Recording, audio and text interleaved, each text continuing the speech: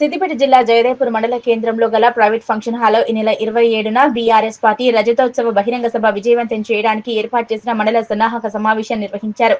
ఈ కార్యక్రమానికి ముఖ్య అతిథులుగా ఎమ్మెల్సీ యాదవ్ రెడ్డి, మాజీ ఎఫ్డీసీ చైర్మన్ వంటేరు ప్రతాప్ రెడ్డి హాజరై మాట్లాడారు. కేంద్ర రాష్ట్ర ప్రభుత్వాలు గుండెల్లో రైలు పరిగెత్తే విధంగా వరంగల్ సభ రాజకీయాలు అంటే జేబులు నింపుకోవడం, అవినీతికి పాల్పడటం, అందుబాటులో లేకపోవడం కాదని అన్నారు.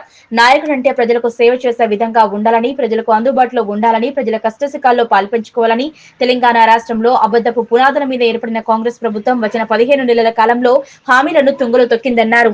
కాంగ్రెస్ పాలనలో ప్రజలకు కష్టాలు ఎక్కువయ్యాయని, కాంగ్రెస్ ప్రభుత్వాన్ని ప్రజలు చీదరించుకుంటున్నారని, కేసీఆర్ ప్రభుత్వంలో అవినీతి లేకుండా గడప గడపకు సంక్షేమ ఫలాలు అందించిన ఘనత కేసీఆర్ కి దక్కిందన్నారు.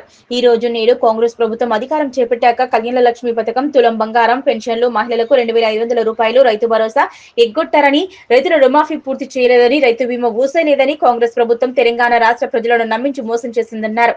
గజ్వేల్ నియోజకవర్గంలో తెలంగాణలో తొలి ముఖ్యమంత్రి కేసీఆర్ గజ్వేల్ కి మణిహారంగా రింగ్ రోడ్డు నిర్మాణం, అగ్రికల్చర్ కళాశాల నిర్మాణం, ఫారెస్ట్ కళాశాల నిర్మాణం, హార్టికల్చర్ కళాశాల నిర్మాణం, మల్లన్న సాగర్, కొండపోచమ్మ సాగర్ ప్రాజెక్టుల నిర్మాణం, మిషన్ భగీరథ ద్వారా ప్రతి ఇంటికి మంచినీరు అందించడం, ఎడ్యుకేషన్ హబ్ నిర్మాణం, ఇంటిగ్రేటెడ్ మార్కెట్ నిర్మాణం, ఐఓసీ బిల్డింగ్ నిర్మాణం, ప్రతి ఊరికి డబుల్ రోడ్ల నిర్మాణం, రోడ్లు ఇరువైపులా పచ్చని చెట్లు ఏర్పాటు చేయడం, ప్రతి గ్రామాన్ని పరిశుభ్ర ఆరోగ్య గ్రామంగా మార్చడం, గ్రామాల రూపురేఖలు మార్చడం, గ్రామాల ఆర్థిక వ్యవస్థను బలోపేతం చేయడం, గ్రామాలకు కుల సంఘాలు, భవనాలు, ఫంక్షన్ హాల నిర్మాణం, వైకుంఠధామాల నిర్మాణాలు లాంటి ఎన్నో అభివృద్ధి సంక్షేమ పథకాలు అందించిన ఘనత కేసీఆర్ కి దక్కిందన్నారు. ఈ కార్యక్రమంలో ఇంద్రాసేనారెడ్డి, గుండా రంగారెడ్డి, ఉపేందర్ రెడ్డి, కవిత శ్రీనివాస్ రెడ్డి, రావికంటి చంద్రశేఖర్, యాదవ్ రెడ్డి, బుద్ధ నాగరాజు, కిరణ్, కొన్ని జయమ్మ, సంతోష్ రెడ్డి, లోలాకర్ రెడ్డి తదితరులు పాల్గొన్నారు.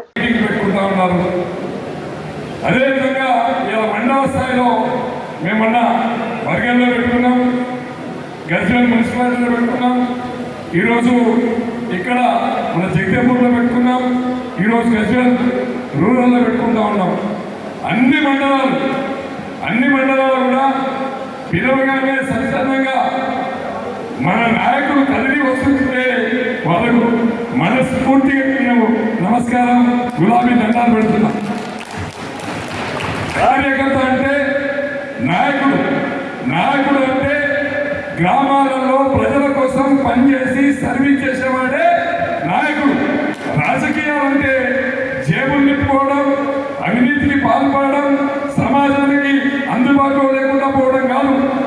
అధికారం ఉన్నా లేకున్నా ప్రజల మధ్యలో ఉండి ప్రజల కోసం పనిచేసేవాడు తప్పకుండా గౌరవిస్తాం, దండం పెడతాం, కాలు గడి నెత్తిలో పోసుకుంటాం. అది నాయకత్వ లక్షణం. ఆ లక్షణం ఉండాలి. ఈ రోజులలో ఏమైపోయిందంటే రాజకీయాలంటే దోచుకోవడం, దాచుకోవడం అనే పరిస్థితి ఇప్పుడు ఉన్నటువంటి ప్రభుత్వంలో కనిపిస్తుంది. అధికారంలో వచ్చి 16 నెలలైంది. ఈ 16 నెలల కాలంలో కాంగ్రెస్ పార్టీ నాయకులు ఏ విధంగా జేబులు నింపుతున్నారు, ఏ విధంగా అధికారం దుర్వినియోగం చేస్తున్నారు మీకే స్పష్టంగా కనిపిస్తుంది, స్పష్టంగా ప్రచారం చేస్తుంది. గతంలో మనం 10 ఏళ్ళ అధికారంలో ఉన్నాం.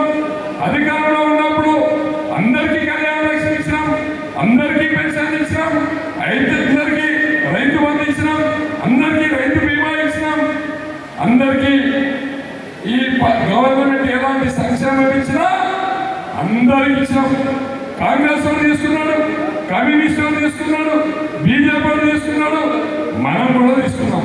ఇక్కడున్న మీ అందరూ స్వచ్ఛందంగా సర్వీస్ చేసి ప్రజల మధ్యలో ఉండి ప్రజల మన్నలు పొందిరు. మన సర్పంచ్ కావచ్చు, మన ఎంపీటీసీ కావచ్చు, మన జెడ్పీటీసీ, మన ఎంపీపీ, మన జిల్లా పరిషత్ ఎమ్మెల్యే గారు, మన ముఖ్యమంత్రి గారు, ఈ రాష్ట్రంలో ఉండేవాళ్ళు, ఈ గ్రామాలలో ఉండేవాళ్ళు ఎవరైనా తెలంగాణ బిడ్డలు అని మనం పనిచేస్తాం, తెలంగాణ ప్రజలు అని మనం పనిచేస్తాం. ఇప్పుడు వచ్చినటువంటి కాంగ్రెస్ పార్టీ నాయకులు పంది కొక్కులకు తేడా లేదు, వాళ్ళకి డిఫరెన్స్ రాదు. పంది కొక్కుల మాదిరి తయారైపోయాడు. మావాడు ఎవడు మీవాడు, నీ ఐఎస్ఎం ఏమన్నా నీ వాడికి పంచి పెడతావా? ప్రజల సొమ్ము ప్రజలకు పంచాలి.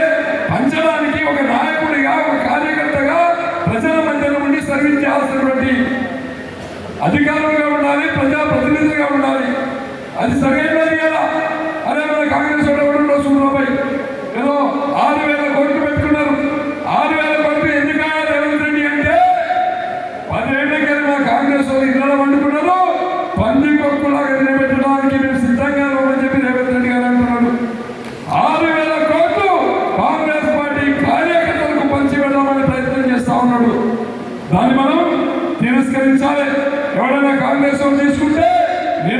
నిలదీసి వాడు పేదోడు కాదు, ఈ దమ్ముంటే పేదోడికి ఇవ్వాలని చెప్పి మనం నిలబెట్టాల్సినటువంటి అవసరం ఉంది.